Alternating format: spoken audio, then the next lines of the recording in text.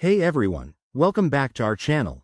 Today, we're diving into something super practical for all you business owners and accountants out there.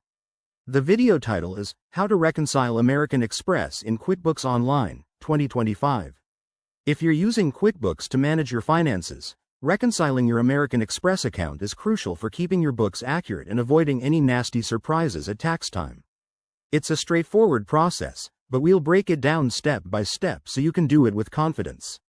First things first, make sure you're logged into your QuickBooks Online account. Once you're in, head over to the Banking tab on the left-hand side menu. This is your gateway to all your financial transactions. Now, select the American Express account you want to reconcile. If you haven't connected it yet, go ahead and link it by searching for American Express in the Banking Connections section. It only takes a minute. Next, click on Reconcile next to your account. You'll be prompted to enter the ending balance from your latest American Express statement. Double-check that number to ensure accuracy. QuickBooks will then show you a list of transactions that need to be matched. Go through them one by one.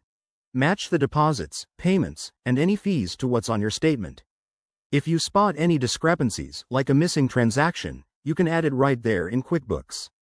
Once everything matches up, hit Finish Now to complete the reconciliation.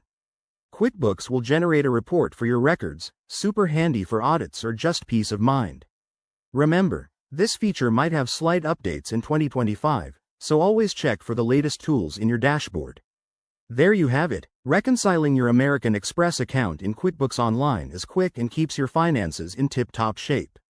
If you found this helpful, give it a thumbs up, subscribe for more tutorials, and drop a comment below if you have questions. Thanks for watching, and we'll see you in the next video.